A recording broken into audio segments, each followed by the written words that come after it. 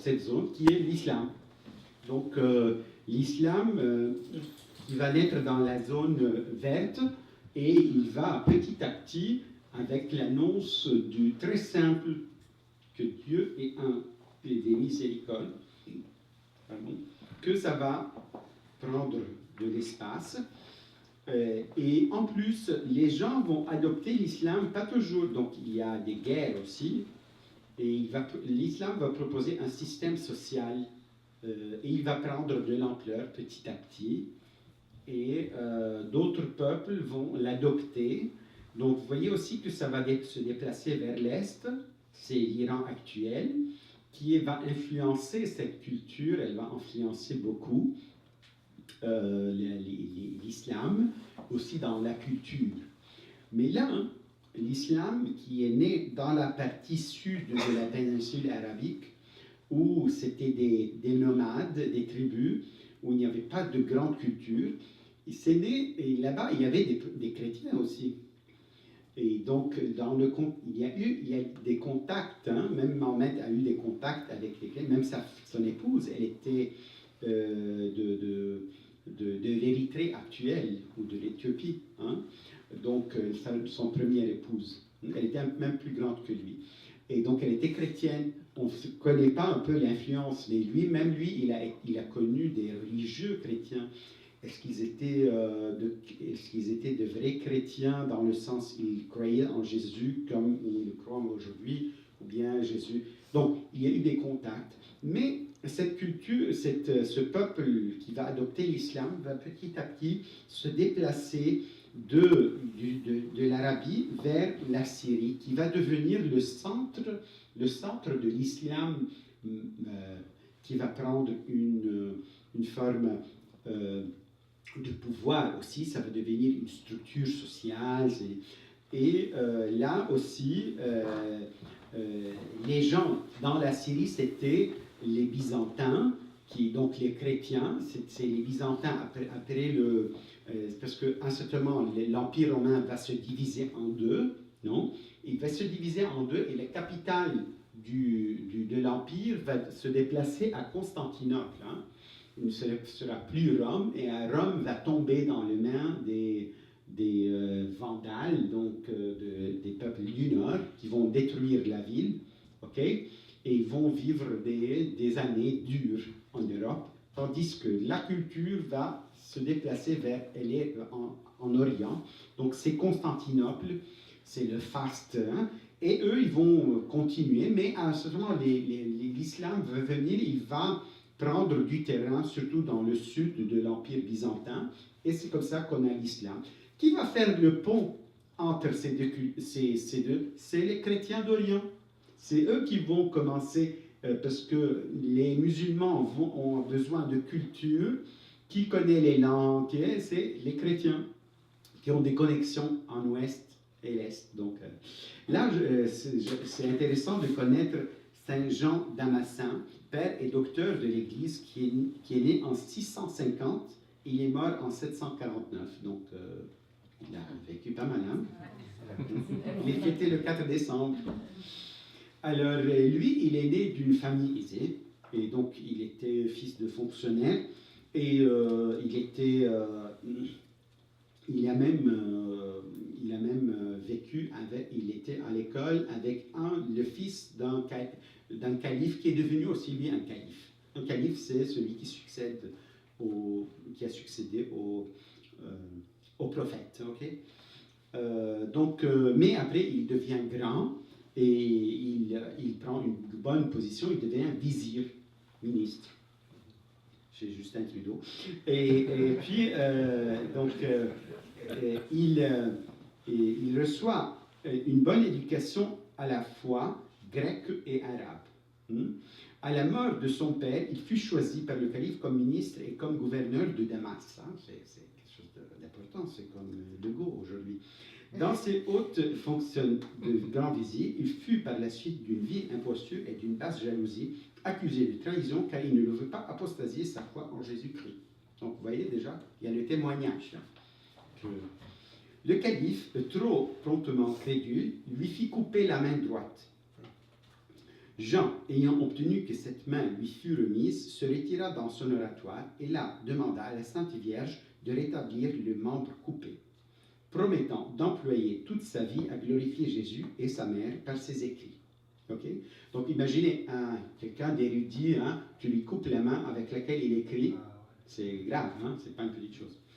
Elle dit, très pure Vierge, Marie, qui avez enfanté mon Dieu, vous savez pourquoi on m'a coupé la main droite. Vous pouvez, s'il vous plaît, me la rendre et la rejoindre à mon bras. Je vous demande avec instance cette grâce pour que je l'emploie désormais à écrire les louanges de votre Fils et les vôtres. La Vierge lui apparaît pendant son sommeil et lui dit, vous êtes maintenant guéri. Composez des hymnes, écrivez mes louanges, accomplissez ainsi votre promesse. C'est simple. Il s'éveilla, il vit sa main droite jointe miraculeusement au bras presque sans trace de séparation. C'est un miracle.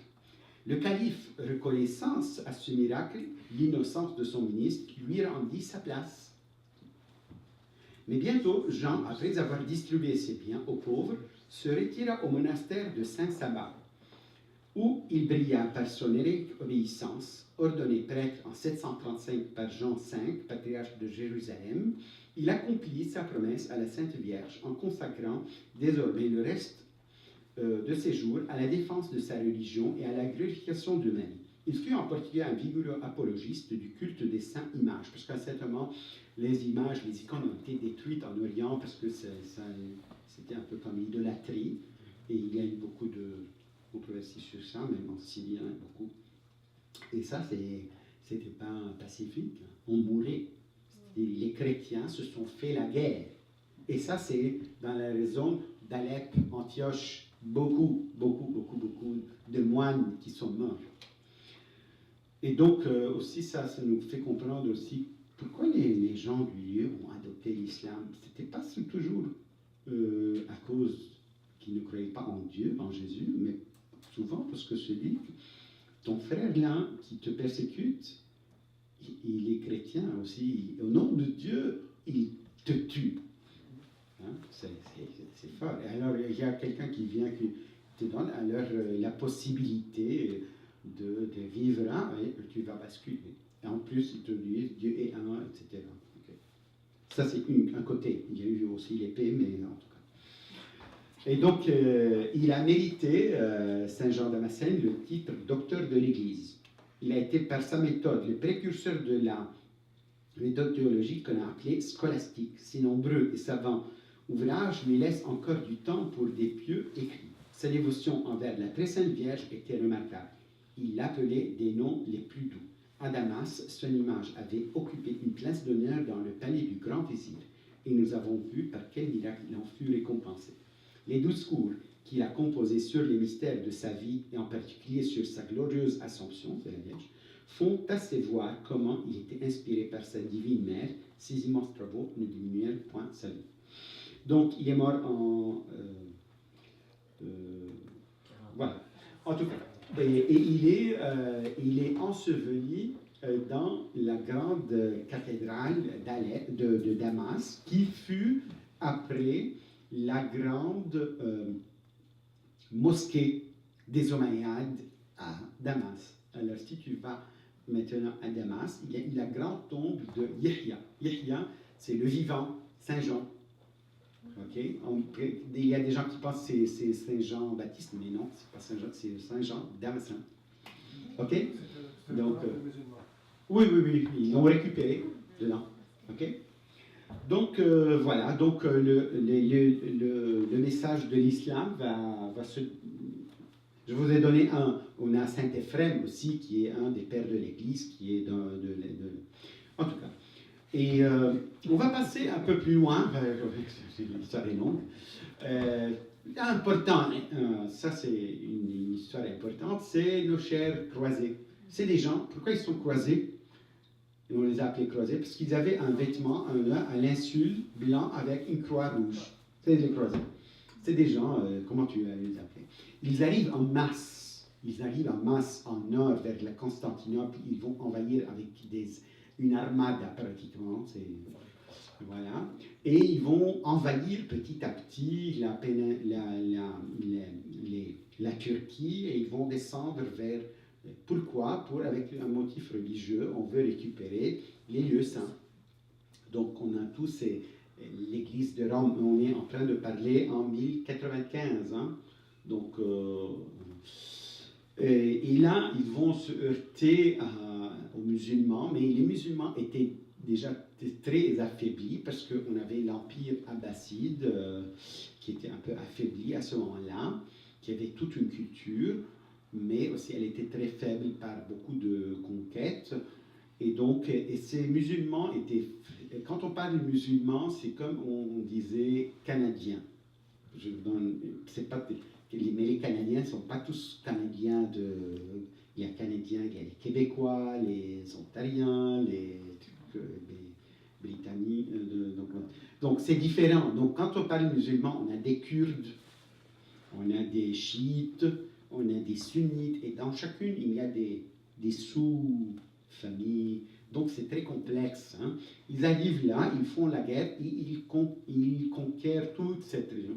Et une des villes importantes, c'est Antioche, la chère Antioche qui va succomber. Et après, ils vont prendre jusqu'à Jérusalem, ils vont arriver là-bas et ils vont pratiquement menacer le cœur de l'islam. C'est-à-dire, parce que l'islam avait 3 villes importantes de culture, c'était Damas, c'était Bagdad et le Caire. Ça, c'est les 3 pilastres importants de l'islam. Et ces gens-là vont venir menacer. Menacer quoi? C'est menacer l'identité des gens, parce qu'un musulman, il croit que Dieu va régner même sur la Oumma. C'est pratiquement la fraternité universelle sous l'islam. Donc ces gens-là vont venir mettre en doute tout cela. Et donc l'islam va rebondir, mais il ne pourra pas, il va succomber à la conquête. Et presque, ils allaient prendre les lieux saints des musulmans en Mecque, sauf que petit à petit, avec des années et des années et des années, après 100 ans, des guerriers vont essayer de faire quelque chose, même Alep aussi, une des villes, ils vont essayer de faire quelque chose, et c'est les Kurdes, pratiquement, les chefs kurdes, dont un que vous connaissez bien, qui s'appelle Saladin. Saladin, c'est un des grands guerriers qui va faire la guerre aux croisés. Il va pouvoir les vaincre. Il va récupérer Jérusalem. Jérusalem est une ville importante, pas pour les chrétiens seulement, mais pour les musulmans, parce qu'on dit que Mohammed a été là-bas il a eu une vision, il a été transposé au ciel sur la montagne du rocher. Vous vous rappelez cette grande coupole dorée? C'est là-bas. Et donc c'est là, et c'est un grand conflit entre l'islam et le christianisme ici qui va se passer, et ça va rester ancré. C'est comme ils étaient violés dans leur intimité, les musulmans. Ces gens-là ont osé venir ici. Mais de ça va naître des rapports. Okay? On connaît un peu l'histoire de Saint François qui parle au sultan. Ça, c'est assez... on ne sait pas si ça s'est vraiment passé, mais en tout cas, c'est emblématique de ce dialogue entre l'Europe, et puis une façon de... et les gens là-bas. Et aussi, je vais vous lire un dialogue qui s'est, après que, vous savez, les croisés ont été sur plusieurs ondes. Ils ont été première croisée, deuxième croisée, troisième croisée, etc. Donc, il y a eu différentes phases. C'est intéressant, le dialogue que je vais vous lire, pour vous faire voir le type de rapport qui s'est installé. Après la guerre, il y a des dialogues qui se constitutionnaient là. Juste un à côté de l'autre. Parfois, tu envoies un messager de paix ou pour te déclarer la guerre, etc. Alors, ça, c'est une lettre de Richard Cœur de Lion, le roi des Anglais. Ça vous rappelle quelque chose, ce Cœur de Lion? À Saladin, roi des Arabes. Seigneur, mon porte-parole est un héros de longue date qui a rencontré vos héros dans les champs de guerre. On est fiers. qui a menacé avec succès qui a mené avec succès les combats. Sa sœur a été capturée et vos hommes l'ont amenée dans votre palais et lui ont changé de nom. Son nom était Marie et maintenant on l'a appelée Athria. Le roi des Anglais aurait un désir à soumettre au roi des Arabes, donc il y a un respect en bas, qui est soit de retourner la sœur à son frère, soit de garder captif avec elle son frère. Ne faites pas de différence entre eux, ne condamnez pas à un oiseau de s'éloigner de son jumeau. Donc il y avait tout un rapport entre cette frère. En attendant votre décision à cet égard, je vous rappelle une sagesse du calife Omar ibn al-Khattab. Ça, c'est un des premiers califes qui ont succédé au prophète. C'est très vénéré. Que j'ai entendu de mon ami. C'est une sagesse que j'ai entendue, ami, le prince Harith le Libanais. Vous voyez, déjà. Quand est-ce que. Qui dit? Qu'est-ce qu'il a dit, Omar ibn al-Khattab? Quand est-ce que vous avez réduit en esclavage des personnes à qui leur mère a donné naissance libre? C'est-à-dire, depuis quand, comment on peut rendre esclaves des gens libres? Ce n'est pas permis au nom de Dieu. Ça, c'est un des califes qui le dit. Donc, il dit que Saladin a fait ça. Donc, comment tu n'es pas un vrai musulman, quoi. Alors, le sultan va répondre. Lui répondit, du sultan des musulmans Saladin à Richard, roi des Anglais. Ô Seigneur, j'ai serré la main au brave héros que vous avez envoyé en messager afin qu'il porte cette salutation de celui qui a connu votre valeur dans les champs de bataille. Il y a du respect là. J'aimerais que vous sachiez que je ne garderai pas captif le frère avec sa sœur, parce que nous ne gardons pas dans nos maisons que les gains des batailles. Si Saladin a fait selon la parole de Omar ibn al-Khattab, c'est pour que Richard fasse selon la parole de Issa, c'est Jésus, qui dit « Seigneur, remets le pays que tu as volé et usurpé à ses propriétaires, conformément au commandement du Christ, à lui soit la paix. » Il est intelligent, le type. Donc, ça, c'est pour vous dire un peu la connexion qui s'établit entre ces gens-là qui se font la guerre, parce que Saladin aussi était cultivé, il était ouvert, même il était un homme d'honneur, il faisait la guerre, il prenait des décisions, et même ces décisions ont coûté fort aux Arabes, parce qu'ils ont perdu Jérusalem, et il y a des... Mais en tout cas, ce qui reste, c'est cette ouverture et ce dialogue, hein, parce que entre un respect. Et après, ils vont chasser les croisés, mais les rapports entre Orient et Europe vont continuer. Et de très fortes... Les croisés vont être très... Les Européens, les rois des Européens vont être très charmés par la culture, que c'est quelle culture? C'est la culture grecque, le savoir que l'Europe avait perdu, qu'elle va trouver là-bas. Parce que qui avait traduit ça? C'était les moines syriaques qui avaient traduit toutes les œuvres grecques en syriaque et en arabe, qui va passer chez les Arabes. Alors là, les Européens arrivent, ils ont cette culture-là. Ils vont l'apprendre. Ils vont la saquer. Et donc, il y aura beaucoup de commerce. Et même s'il y a eu la guerre, il y aura toujours le commerce. Qui est brave dans le commerce? C'est les Italiens. Venise et les Gènes, tout ça, c'est dans leur sang. Hein. Et donc, ça va créer donc, tout ça se joue dans la Méditerranée. Sauf qu'après ça, il va y avoir... Alors, on va passer. Ça, c'est une... Vous voyez que aussi les croisés n'ont pas pu percer dans la... Ils sont restés dans le littoral, ils n'ont pas percé dedans. Dans la... donc, c'est ainsi que on va... à un certain moment, les successeurs de Saladin, ils vont continuer, mais il va y avoir une grande révolte et les esclaves, les gens qui étaient pris dans les batailles, etc., qui étaient des esclaves, vont prendre le dessus et vont devenir les maîtres de la situation. Et eux, ils vont donner un coup important à ce dialogue qui s'établit entre Orient et Occident, et ça va être la coupure de toute relation avec l'Europe, parce que c'est ces gens-là qui viennent nous déranger. Il y avait beaucoup de... Non, je ne vais pas rentrer dans ça. Et donc, c'est un peu ça, il y aura une coupure. Donc, avec cette coupure, qu'est-ce qui va se passer? La culture va passer en Europe, et les Européens, qu'est-ce qu'ils vont en faire? Donc, on est en 1300. Ça va être, qu'est-ce qui se passe dans cette période? La Renaissance en Europe, c'est-à-dire la redécouverte de l'homme, la science, tout ça. Ils vont remettre en... vous voyez, vous connaissez Leonardo da Vinci qui dessine l'homme au centre du cercle du monde. C'est l'homme qui est au centre.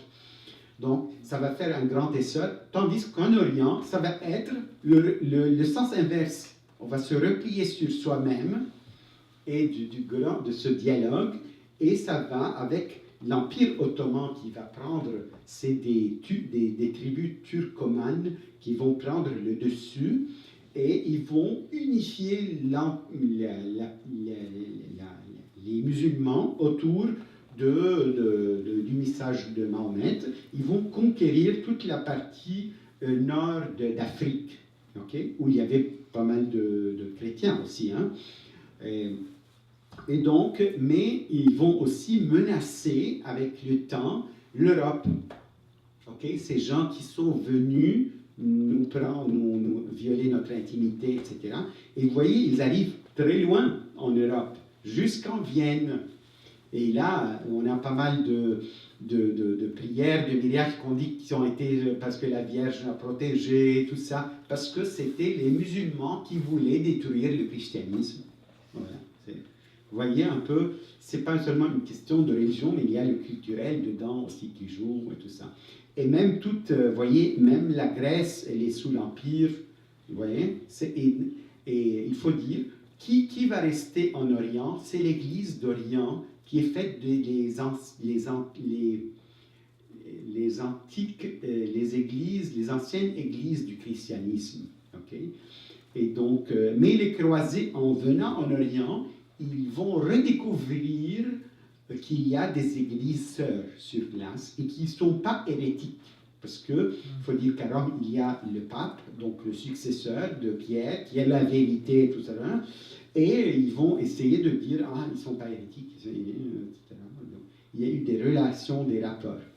Donc, l'Empire ottoman va menacer l'Europe, mais aussi, cet empire, petit à petit, il va perdre de pouvoir, il va être, s'il est grand, hein, il va perdre petit à petit du pouvoir.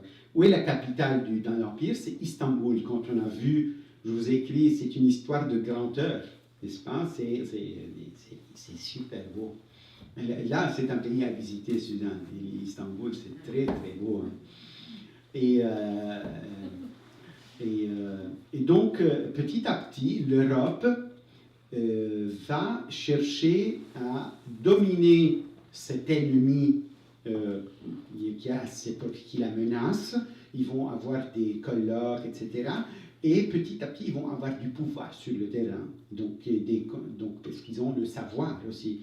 Et on voit que Napoléon va faire une grande conquête de l'Afrique du Nord jusqu'à arriver au Caire, n'est-ce pas? C'est là qu'il va déchiffrer, il va chercher à déchiffrer les hiéroglyphes. Donc l'empire ottoman est affaibli, mais il est toujours un empire, il y a tout un système. Or, dans ce système, on vit toute une vie. Vous voyez, il n'y a pas de frontières. Il n'y a pas de frontières là. Il y a ici des juifs, des chrétiens, des musulmans, de beaucoup de religions, de petites religions qui vivent ensemble. Okay?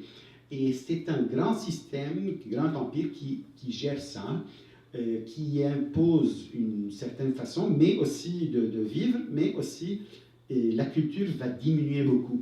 Okay? Donc, c'était pas facile. Mais les musulmans vont accepter cette chose-là parce que c'est pour notre bien. Mais petit à petit, ils vont avoir ce ressentiment contre les sultans turcs. Et c'est comme ça qu'ils vont commencer à être convaincus avec les Européens de faire la révolution. Ok? Vous voyez comment les choses commencent à changer. Et ça nous amène au XXe siècle.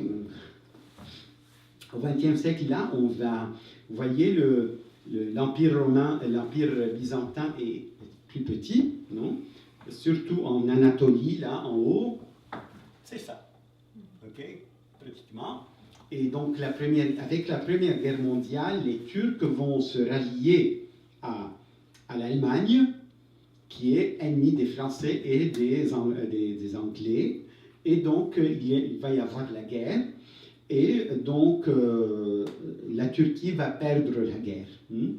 Et donc, c'est là qu'il va y avoir une grande transformation. Or, dans les pays du Moyen-Orient, du Proche-Orient, le terrain est déjà prêt.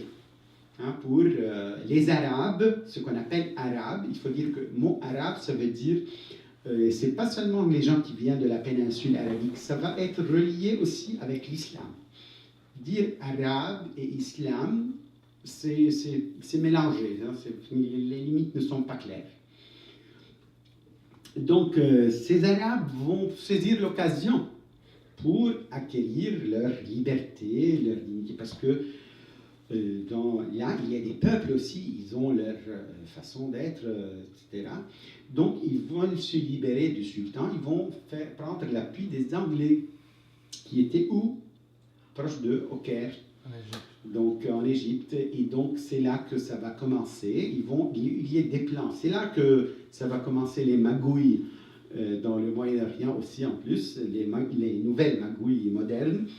Sauf que les Arabes, je vous ai dit, c'est la parole. C'est dire un mot, ça veut dire comme si tu as fait un contrat.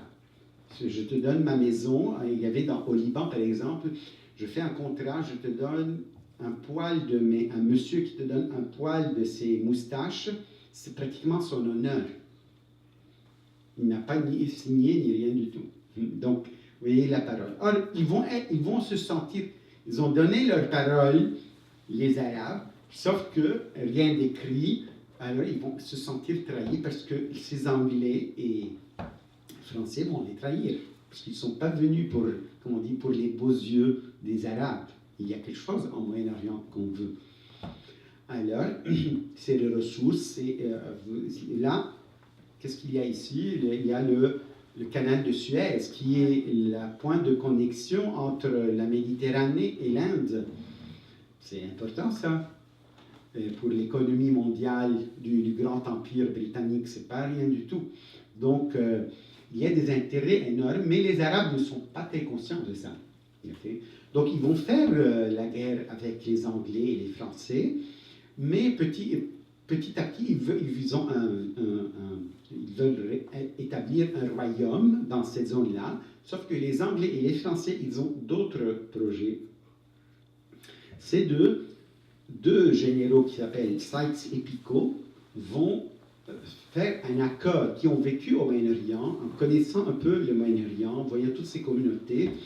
Il y avait tout un souci de donner à chaque communauté comme une entité, une autonomie, donc type fédéralisme si on veut dire. Et donc ils vont faire un partage que leur chef, disons, peut-être eux ils avaient de bonnes intentions, mais ça ne veut pas dire que la grande politique avait de bonnes intentions, c'est de faire les partages, c'est le butin de la conquête, non? Donc la France va prendre la partie bleu foncé, et l'Angleterre va prendre la partie de couleur brique et pastel, avec la petite tache mauve. Vous voyez, ça c'est la tâche la plus importante. Parce que entre-temps, on a un courant qui va naître dans l'hébraïsme, chez les Juifs, c'est le sionisme. C'est le fait de rétablir le royaume, disons, le rêve de tout, des Juifs, de reconstruire l'État juif. Et donc, ils vont travailler sur ça. C'était avec les banquiers et tout ça. Les banques, c'est l'Angleterre, c'est le Lord Belford qui va accepter, qui va leur donner un mot qu'on va vous aurez votre pays au Moyen-Orient. Ok. Sauf que le Moyen-Orient n'est pas le sien. C'est pas à lui le Moyen-Orient. Donc il y a des gens au Moyen-Orient, il y a des gens qui vivent là-bas. Donc c'est comme ça que les Juifs, avec ça, ils ont commencé à travailler sur ça. Et après, le Saxe-Picot va venir à diviser entre eux. Et puis c'est ainsi, vous voyez, ce parti-là. Ma famille, par exemple, vient d'ici. Vous voyez, ici. L'Arménie, c'est un peu plus en haut. On est proche de l'Iran. Vous voyez, ça, c'est le croissant fertile. Donc, ce petit morceau, ici, la France l'a donné aux Ottomans, aux Turcs, parce qu'ils étaient faibles. Alors, ils ont dit, prenez-le. Mais ce n'est pas la Turquie, c'est la Syrie. Pour dire. Et ça a créé jusqu'à maintenant des problèmes. Okay? Alors, donc, ils vont diviser cette zone-là et pratiquement, pour vous donner, par exemple, vous connaissez le roi Abdallah de Jordanie, qui est assez fameux actuellement, parce qu'il fait bonne figure au monde occidental. Lui, il est de descendance hachémite, c'est-à-dire la famille du prophète. Alors, ses grands-pères étaient les héritiers, ils parlaient au nom de l'islam, sauf que eux, ils n'étaient pas très d'accord avec la ligne des Américains et des Anglais. C'est pour cela que la famille saoudite les a chassés de l'Arabie. Et c'est comme ça qu'ils les ont chassés d'ici. Ils sont venus ici, en Syrie, pratiquement. Il y avait, c'est eux qui sont entraînés avec les anglophones pour faire la révolution. Or, ils se sont sentis trahis. Alors, ils ont donné la Palestine et la Jordanie comme royaume. Okay? Et après, le problème de Palestine va se poser. Ils vont se replier en Jordanie. Okay? Ça, vous avez une idée. Et donc, voilà, on est sous mandat français et anglais. Et en 1945 vont commencer les premiers affrontements entre juifs et arabes en Palestine. Et ça va nous faire beaucoup de problèmes. Entre-temps aussi, on va parler en 1915, avec l'écroulement de l'Empire ottoman, les Turcs vont faire un grand génocide contre les Arméniens et les Syriens. Ils vont les exterminer. C'était des personnes très cultivées, qui travaillaient dans l'État, etc. Ils vont perdre tout ça. Et d'une nuit à l'autre, ils vont tuer les personnes cultivées, et après, ils vont s'occuper du troupeau. Et on parle de 1 500 000 victimes qui étaient encheminées vers la Syrie, sinon tuées sur place, et ils mouraient dans les déserts, etc. Et il y a toute une grande diaspora dans le monde. Et après ce mandat-là, il y aura une émancipation. Ces pays vont commencer à demander leur indépendance. Et c'est comme ça, le Liban est le premier, pratiquement, à demander l'indépendance, la Syrie, tout ça. Les autres aussi. Et ils vont se constituer en pays nationaux, okay, où il y a un chef, il y a une entité nationale comme l'Égypte, la Syrie, le Liban, la Libye, tout ça. Et pratiquement, ils vont fonder une ligue, qui est la Ligue arabe, qui va un peu coordonner tout le travail entre ces pays philo-musulmans. Okay? La Ligue des pays arabes. Voilà, ça c'est grosso modo un peu l'histoire.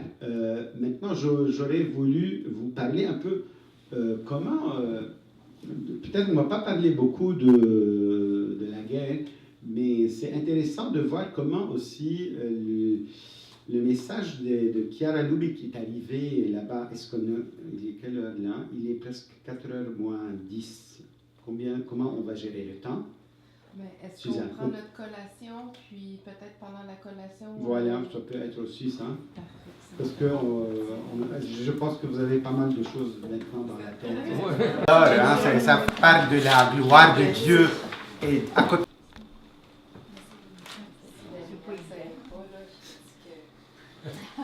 C'est pas facile d'imiter. C'est pas facile.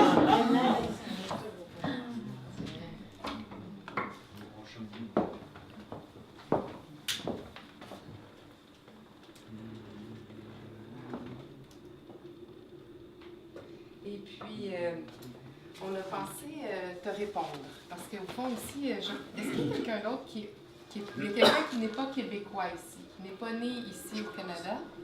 Non, on est tous à part toi. Donc, tu nous offres un chant qui vient d'Orient, et nous, on a pensé t'offrir un chant qui venait d'ici, qui s'appelle les litanies pour aujourd'hui. Okay. Mais on a décidé de s'adapter. On a changé les paroles et on y a intégré des saints qui viennent d'Orient pour, au fond, unir notre prière avec toi et avec le monde entier. Alors, Dolène, elle a passé des feuilles. Alors, on va t'écouter chanter, on va prier avec toi et après, nous, on te chantera nos litanies. Voilà, avec Sœur Marie qui va venir au piano.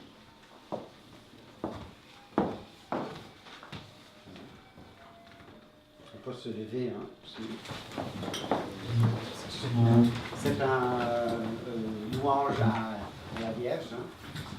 Hein. Dans le rite byzantin, en général, il n'y a pas d'instrument. C'est seulement les voix naturelles. Donc,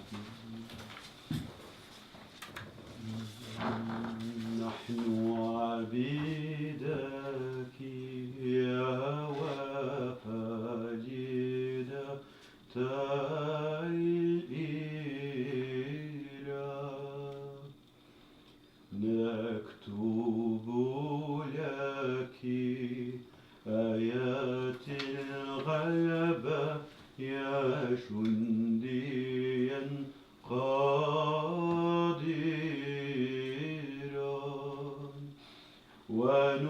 ونقدم الشكر لك يا منقذة من الشدائد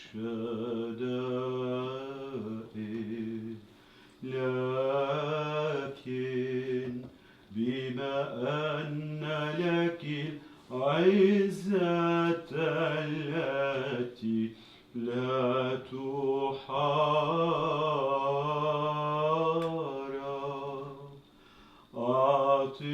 أعتقينا من أصناف المخاطر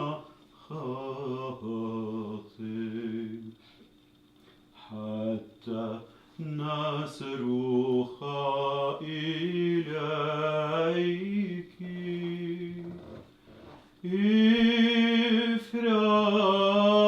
افرحي يا عروسا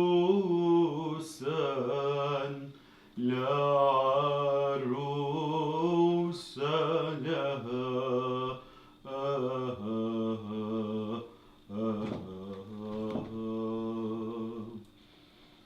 إنه واجب حقا أن نغبطك يا والدة الإله الدائمة الغبطة والمنزهة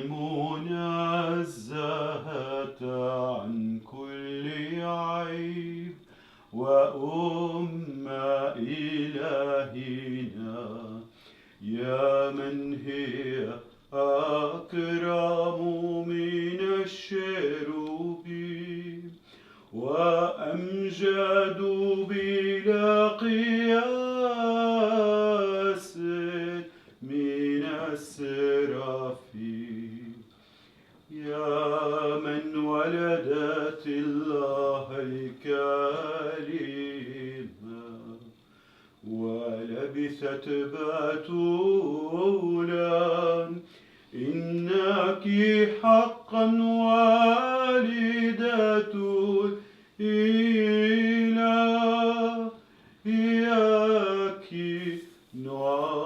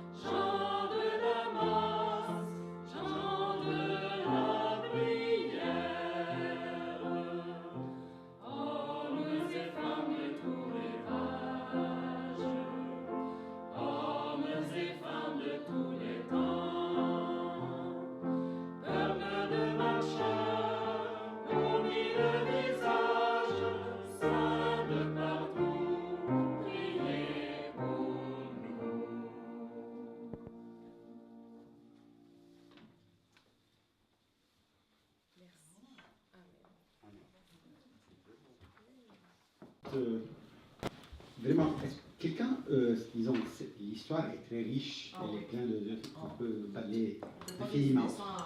Voilà, moi je voulais, c'est intéressant aussi de parler de l'expérience qu'on vit dans des situations, des conflits, parce que les chrétiens du Moyen-Orient, je disais avant que j'étais à table, c'est le martyr, c'est notre vocation. Le martyr, c'est le témoin.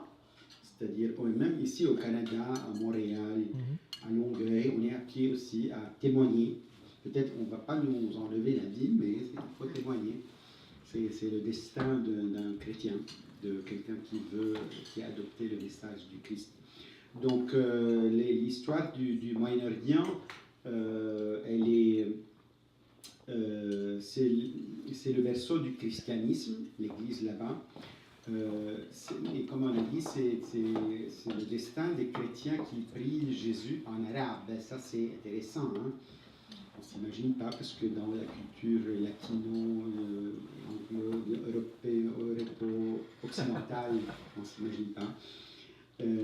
Mais on la connaît à cause des conflits. Et je disais l'autre fois une expérience personnelle quand j'étais en Italie avec les Focolari pour une formation. Ça, c'était il y a 30 ans. Un jeune me rencontre, tu viens d'où? Du Liban, du Moyen-Orient. Ah, tu es musulman? Je dis, non, je suis chrétien. Il m'a dit, oui, mais chrétien, musulman. Il faut dire que c'est une zone du monde qu'on ne connaît pas. C'est bon, pour nous, on dit les Américains, les Canadiens, disons, on extrapole, disons, les choses, les Africains. Donc, c'est toujours ces chrétiens qui étaient là-bas, ils n'étaient pas connus parce que pour les gens, dans la culture, dans ce qui se véhicule dans la société, c'est l'islam. Donc, mais ils sont un grand facteur très important, ils ont pris des charges très importantes, ils se sont adaptés, ils ont choisi de rester aussi pour servir les gens qui étaient sur place. On a vu l'histoire de Saint-Jean Damascène, qui est un peu, qui est ancienne, mais il y a d'autres. Et ce qui était important pour les chrétiens d'Orient, c'est qu'ils ont appuyé les États, donc les systèmes d'État, mais pour eux, c'est très important de séparer l'État et la religion pour qu'ils puissent, pour qu'ils soient réconfortés dans leur qualité de citoyens et avoir des pleins droits, de ne pas être considérés comme deuxième catégorie ou troisième catégorie. Je vous raconte cette petite histoire d'Alep. Un de mes amis qui partage ce style de vie aussi, il fait du tissu. Lui, il est tisserand, on dit? Oui, c'est ça. Et donc, il cherche des artisans. Alors, avec la guerre, la ville a été divisée. Et la partie est de la ville était en main des islamistes. Or, sous ce mot islamiste, rebelle, tu peux avoir une grande variété de personnes. Donc, tu peux avoir de ceux qui croient férocement à la révolution, d'autres croient à la révolution islamiste, que l'islam doit régner, tout le monde. Et tu as des gens qui sont là par intérêt, c'est normal. Alors lui, je lui dis, mais pourquoi tu ne vas pas là-bas pour faire du commerce? Parce que du côté où on était encerclé pour un an, et pratiquement, on ne pouvait pas communiquer à les autres. C'était comme un embargo dans la ville d'Alep. Et il m'a dit, regarde Pascal, moi, si je vais là-bas pour travailler, imagine que j'ai des étoffes, et les étoffes, c'est avec le yard, une centaine de yards, ça coûte beaucoup. Si j'ai quelqu'un, un concurrencier, qui ça ne lui plaît pas ce que je veux, ou bien il a il veut prendre mes affaires, il peut le faire très facilement, juste avec l'excuse de l'islam. Tout simplement. Que je suis chrétien, il peut inventer n'importe quoi. Donc, pour dire que les chrétiens d'Orient sont hantés par cette chose-là, que c'est pour cela aussi, avec la Première Guerre mondiale, le patriarche maronite il faut dire que ce patriarche était très intéressant sous les Ottomans. C'était l'unique patriarche des églises orientales qui n'était pas nommé par le sultan, par les sociétés, la société civile du temps, qui sont des musulmans, pour contrôler les personnes, même les églises, pour avoir un contrôle. Il était l'unique. Il voyageait le Liban à dos d'âne. Donc, c'était quelqu'un d'emblématique sur la liberté. C'est lui-même qui va aller à Versailles pour les négociations de paix, pour s'assurer que le Liban va avoir une certaine entité et que les chrétiens vont avoir une certaine reconnaissance politique, ils vont être présents en politique, disons, avoir une identité politique. Et c'est l'unique pays dans le monde arabe où le président est l'unique président et qui est toujours chrétien. Ça, c'est énorme. Ça, c'est énorme pour ces pays d'accepter que tu es gouverné par un chrétien. Donc, pour les chrétiens, c'est très important cette reconnaissance d'un État.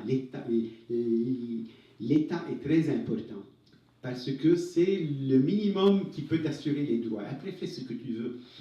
Et donc, c'est pour cela aussi, avec la guerre de Syrie, les chrétiens se sont alignés à l'État parce que c'est un bien important. C'est-à-dire, d'accord, on veut changer, mais on veut changer à quoi? Au chaos ou bien à un minimum d'État. Et donc, c'est pour cela aussi ce clash entre Occident et même les gens. Maintenant, si on fait le parallèle avec le Venezuela, même si c'est avec l'aide humanitaire qu'on annonce, il y a d'autres choses qui est dans l'aide. Tu es sûr que dans l'aide humanitaire, il n'y a pas des armes? Dans tous ces paquets, c'est les mensonges qui sont véhiculés, c'est énorme. Et on l'a vu en Syrie. C'est-à-dire, sous le prétexte d'aider les gens, ils faisaient. Donc, pour les chrétiens, ils ont été pointés par les gens que vous êtes des racistes, parce que vous ne voulez pas l'émancipation de l'homme, vous préférez rester avec ce dictateur. Donc, c'est toujours lui le méchant et le bien. Toujours, nous sommes du côté du bien et nous, on sait qu'est-ce qu'il faut faire. Donc, on vient vous enseigner qu'est-ce que vous devez être et comment vous devez vous conduire. Donc, c'est cette chose-là qui rompt tout dialogue, tout respect, toute dévalorisation de ce qu'est l'autre, qui heurte, qui blesse les gens d'Orient, les musulmans en premier. Donc, ce n'est pas une culture de rencontre, mais une culture de domination, même si c'est au nom de valeurs de bien. Donc, c'est comme ça qu'il y a eu le génocide arménien, que d'un jour à l'autre, tes amis qui t'avaient juré de te protéger au cas où vont être les premiers à te poignarder. Donc, tu comprends ça? Donc, même si après quelqu'un va te dire « je te protège », tu ne le crois pas. Et je vais faire voir cette image.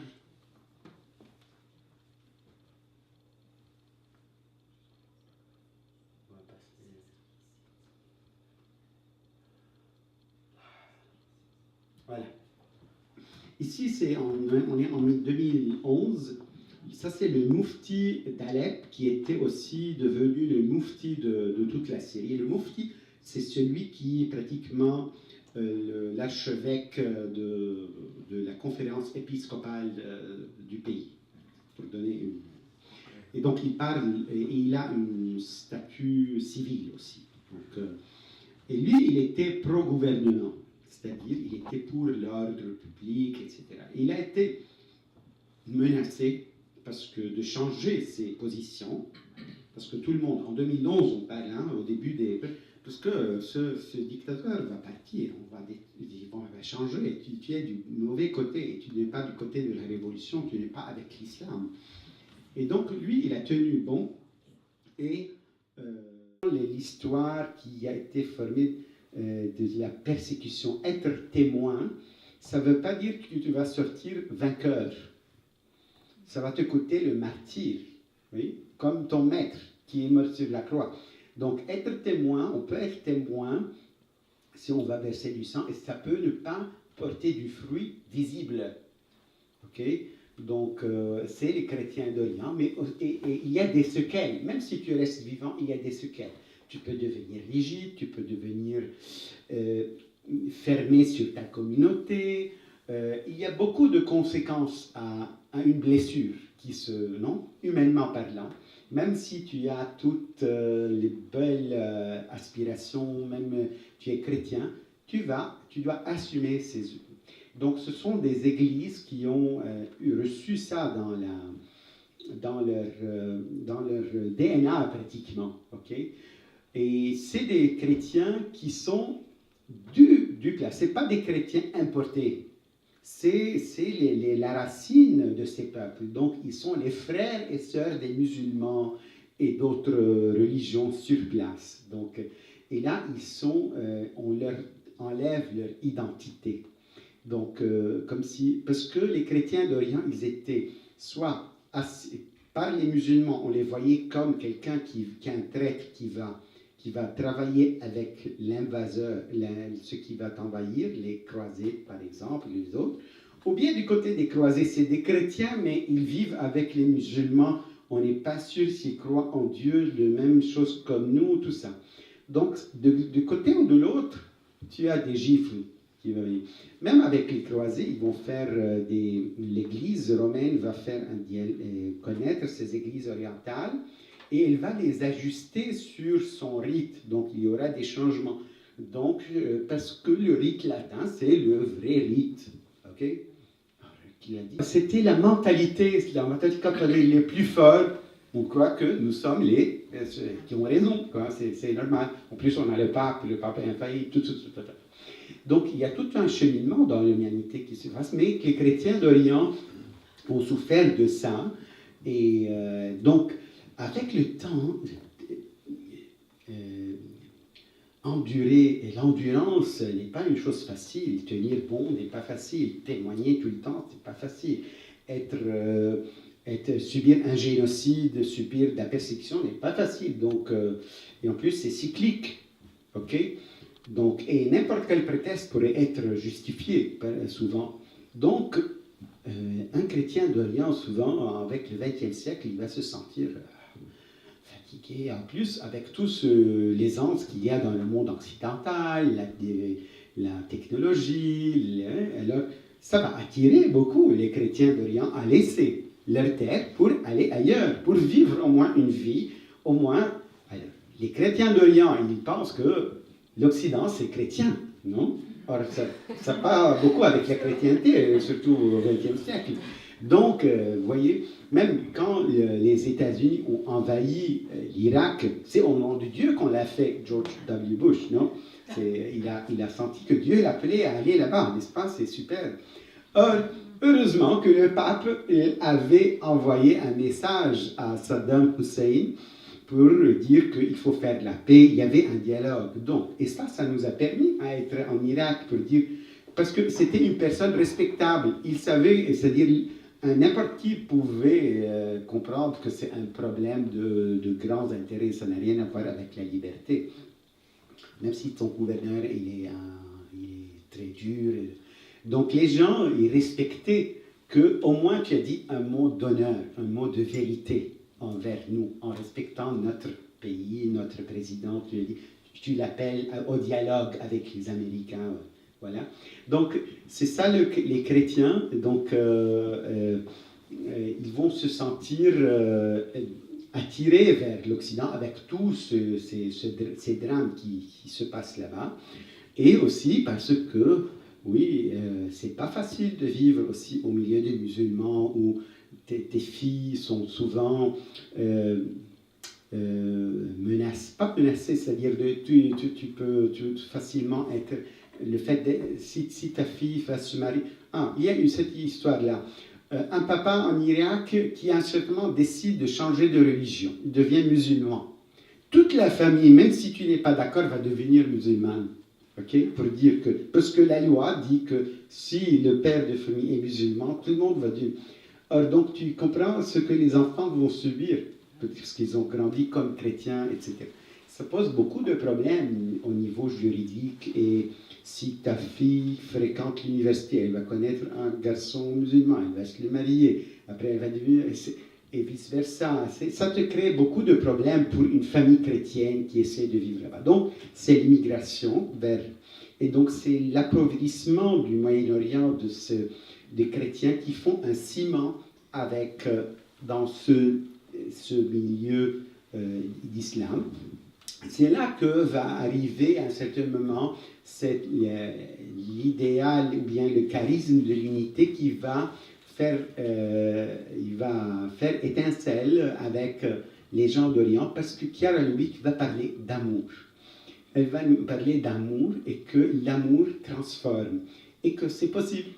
Parce qu'il suffit de vivre l'évangile, les mots de l'évangile se réalisent. C'est-à-dire, si j'aime le prochain comme je m'aime moi-même, je le mets en pratique, ça porte du fruit en moi-même, dans ma famille et dans mon entourage, et ça fait tache d'huile, et on peut expérimenter la joie d'être chrétien et de témoigner. Donc, parce que c'est normal d'être fatigué, par exemple, après 6 ans de guerre en Syrie, on n'est pas des supermen, hein? Donc c'est à des séquelles. Donc imagine avec 2000 ans de... C'est pas facile. Donc les chrétiens du Moyen-Orient vont trouver ils vont prendre ça, ils vont être attirés, et ce qui est intéressant, ça va être la rencontre avec le patriarche Athénagoras, qu'on a vu avant, qui, comme disait, tu peux avancer, peut-être, non, le contraire, qui va avoir... Je vais t'arrêter une seconde, parce que je pense que tu dois partir. Hein? Oui, on enregistre ça, tu peux le voir sur l'enregistrement. Merci Sophie d'être venue. Je ne sais pas, peut-être qu'il y en a d'autres, s'il y en a d'autres qui doivent quitter, allez-y. Mais on va se prendre 5 minutes encore. Hein? Oui, oui. Tu me dis. Les gens ils vont dire que quand j'écris 3h30 sur mes invitations, ce patriarche d'Orient, qui est le patriarche de l'Orient, du monde grec. Et ce qui est beau, c'est de voir ce qu'il lui a dit. Il lui a dit, quand elle lui a expliqué c'est quoi son message, à quoi Dieu l'appelait. Et là, il lui a dit, tu es ma fille, et Chiara, toi tu as 2 pères. Un grand qui est à Rome, qui s'appelle Paul, c'était le pape Paul VI, je pense, et un vieux qui est ici. Et il lui a dit, est-ce que tu m'acceptes comme un focolarino, comme un adepte du mouvement? Tu es notre chef, et ensemble, avec Marie et avec toi, nous marcherons ensemble vers l'unité. C'était son... Et ce qui est beau, c'est cette rencontre, parce que Chiara Lubick vient d'Occident. Il faut dire que Chiara Lubick, elle n'a pas compris tout de suite, quand Dieu l'a appelée, qu'elle va vivre pour l'unité du monde entier. Au début, elle pensait que c'était l'unité de sa ville. Puis petit à petit, Dieu intervient, il te dit... Et donc, elle a commencé à rencontrer des personnes qui sont les protestants, les anglicans, et elle a vu leur aspiration, elle a dit, oui, peut-être Dieu, c'est ça ce que Dieu veut de moi, etc. Donc, elle dit d'Athénagoras, j'ai approfondi la charité qui doit toujours précéder les mots. Donc, elle qui parlait de charité, elle a dit, j'ai été touchée par lui, parce que pour lui, c'était pas important ce que lui, il veut lui dire, etc. C'est qu'elle se sente bien, elle doit être bien accueillie, lui offrir, il s'assurer que l'hôtel était bon. Tout ça, comme si c'était, tu viens chez ta mère et tu sais que elle te prépare tout, les détails, tout ça, c'est important ça, pour quelqu'un. Et elle a dit, il m'a montré son grand amour pour tous les peuples. Au cours de sa longue vie, il en a connu beaucoup et a été aussi impressionnant qu'il a su capturer la beauté chez ces peuples. Il arrivait à voir tout ce qui est positif chez les autres. Donc c'est quelqu'un de grande culture. Et j'ai appris de lui de trouver le bien chez tout le monde. C'est lui, en plus, ça je pense que c'est beau, qui nous a révélé la beauté de l'Église orthodoxe. Donc, c'est la fraternité aussi, parce qu'en général, on est fiers de notre... donc, connaître l'autre, voir la beauté. Voilà. Et l'Orient, c'est l'Église orthodoxe. Hein. Et elle dit que de lui, c'était la personnification de l'amour, parce qu'il avait un grand amour pour l'homme. Et c'est comme ça, durant un voyage en Terre Sainte, que Chiara Lubich va être sur les pas de Jésus et avec une de ses compagnes, ça c'est en 50, c'est avant, où elle va sentir, elle va voir, elle va être touchée que son message, elle va le voir réalisé où Jésus est passé, etc. Dans le temps après, elle va dire à ses amis du Fauconnière, quelle est notre place là-bas au Moyen-Orient? C'est que c'est important. Comment arriver à cette fraternité? C'est en commençant par les chrétiens. Et que les chrétiens vont être ce véhicule pour arriver aux autres. C'est comme des cercles concentriques. On passe de l'autre à l'autre. Et elle était impressionnée que dans cette zone, l'humanité est née. Donc, quand on parle de l'humanité, on parle de corps, le corps humain. Donc, c'est Jésus l'homme, l'humanité de Jésus qui est en place. Donc, c'est important pour la santé. Et c'est aussi, Jésus a vécu dans une famille, donc ça, c'est... Et c'est comme ça, ils vont ouvrir une petite maison à Istanbul, et à cause de circonstances politiques, ils ne peuvent pas rester sur place, ils vont se déplacer, le premier pays qu'ils vont être, c'est le Liban, et il y a des gens qui vont connaître, des amis, etc. Et des communautés vont commencer à mettre en pratique cet idéal qui est l'amour, qui vivre l'évangile, la parole de l'évangile, la mettre en pratique et expérimenter les fruits. Et ça va partir dans tout le Moyen-Orient. Et ça va nous donner un grand élan, surtout avec les difficultés qu'il y a, pour pouvoir trouver une clé pour vivre ces difficultés qu'on va vivre partout. Et c'était la clé de notre vie, par exemple, moi qui ai vécu les dernières, de 2008 à 2017 en Syrie, c'est-à-dire s'il n'y avait pas cette force de l'Évangile mise en pratique et la joie de vivre ensemble, on ne peut pas faire face à des grandes déchirures. Quand tu as des enfants qui meurent dans un obus, qui sont déchiquetés, il a 2 ans et l'autre il a 9 ans, tu les vois devant toi. Comment tu vas guérir le cœur d'une mère, non? C'est difficile ça. Ou bien ton oncle tes 2 oncles qui arrivent dans 2 sacs déchiquetés. C'est très difficile.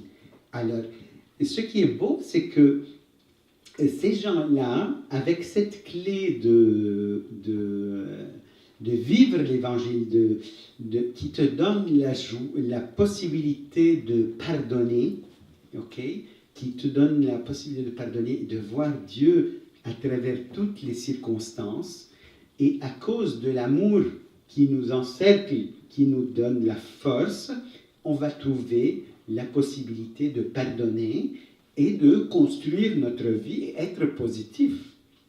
C'est ça ce qui va nous aider quand tu as, par exemple, pour 2 mois, tu n'as pas d'eau potable qui arrive chez toi à la maison, imagine ici, et tu dois aller au bureau chaque jour et sourire et faire les frais, et avec des chaleurs de 35 et 40 degrés, donc imagine la sueur, et tu dois faire tout ça. Ça, c'est de l'héroïsme. Ça, c'est du martyre. Tu n'as pas proclamé, dit oui, venez, croyant en Jésus, ça n'a rien. C'est ça, tu ne vas rien dire, mais tu vas le vivre.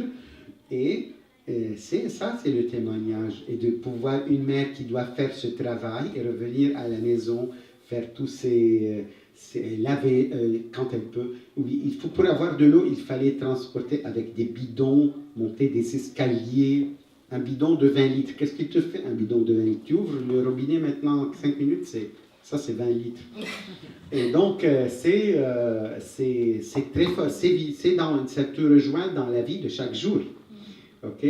Or, cette vie de l'Évangile, c'est elle qui va donner aux gens la force de vivre et de faire face aux difficultés.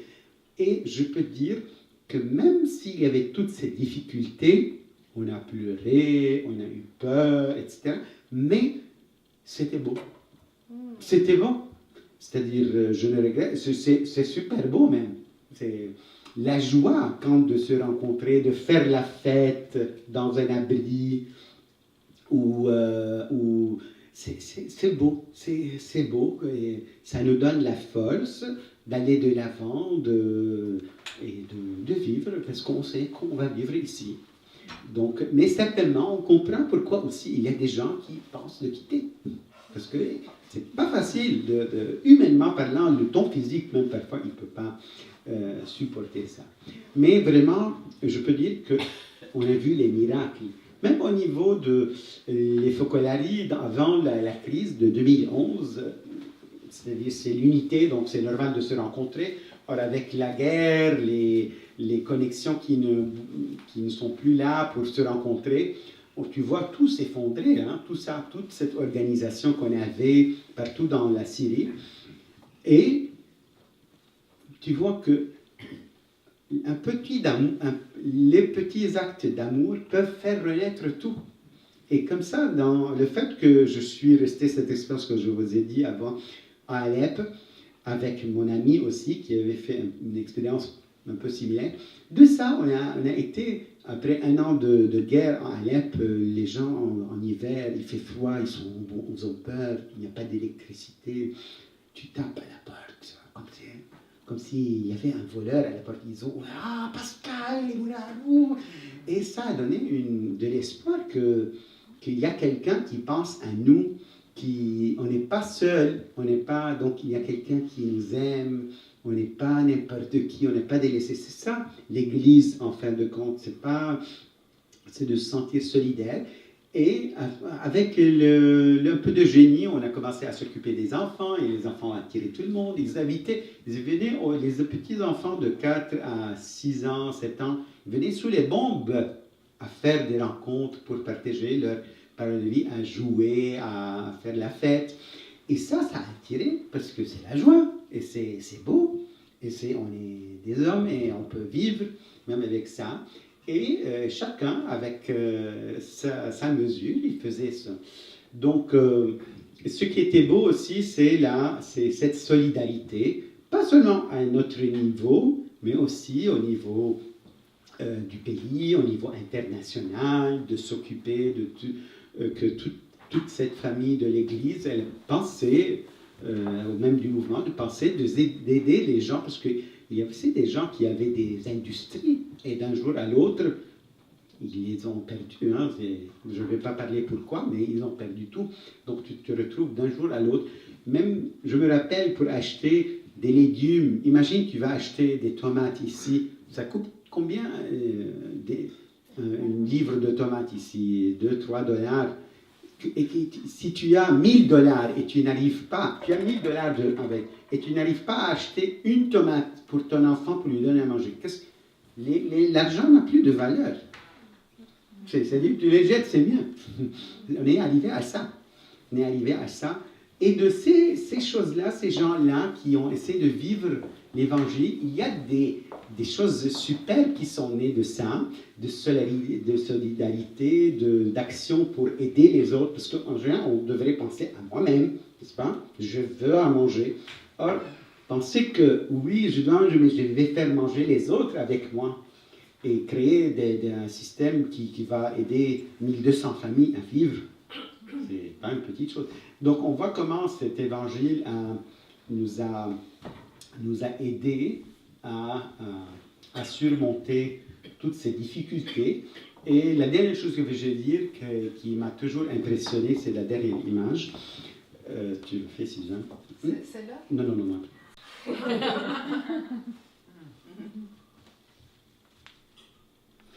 Là, on est en 1999, on a pu faire le premier grand rassemblement avec Chiara Lubich en Amman, et c'était super parce qu'on a pu réunir toute cette famille du Moyen-Orient. C'était une grande fête. Et même, je me rappelle, les Irakiens, tu imagines les Irakiens rencontrés qui viennent de Palestine, c'est impossible. Et tu as de grands risques si tu reviens dans ton pays. Et on a pu se rencontrer, on a pu surmonter tout ça. Mais après 6 ans de guerre, où tout était impossible, il me semblait que tout était mort, avec la vie qu'on a semée et qu'on faisait grandir avec notre travail, notre prière, tout ça, pouvoir après 6 ans se rassembler, 250 personnes en Syrie, avec des jeunes qui étaient appelés souvent aux militaires, des gens qui avaient perdu des personnes chères, qui avaient perdu des propriétés, il n'y avait plus de maison. Pouvoir être là-bas et dire « je crois à l'amour », ça c'est super fort. Ça c'est... Moi je me rappelle, j'ai commencé ces rassemblements, vraiment j'avais le sang gelé dans mes veines parce que tu te mets à genoux devant l'héroïsme et la sainteté que ces gens-là ne prétendent pas, mais de témoigner chaque jour et de continuer à dire oui, on veut vivre et on veut vivre comme chrétien pour servir les autres, pas pour toi. Oui, parce que tous ces jeunes-là qui sourient, ils n'ont pas d'avenir humainement parlant. Oui, mais ils ont un avenir qui est dans l'espérance le fait que si tu vis la parole, tu vis dans la joie. Et je peux dire que ces communautés, moi en Syrie, on n'a pas vécu de pain, mais on a vécu de foi, d'espérance et surtout d'amour. Ouais.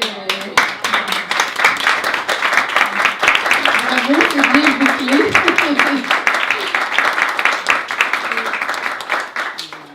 Merci beaucoup. Merci beaucoup. Je ne vous ai pas laissé beaucoup de poser des questions. Mais je pense que s'il y a des gens qui ont des questions, là, j'ai l'impression que tu vas rester ici, puis on va pouvoir venir te poser nos questions. Alors, sans plus tarder, on va se lever, ramasser nos choses, et ceux qui doivent partir, allez-y tout de suite, ne sentez-vous pas obligés de ramasser, et puis on va conclure comme ça. Merci, Pascal.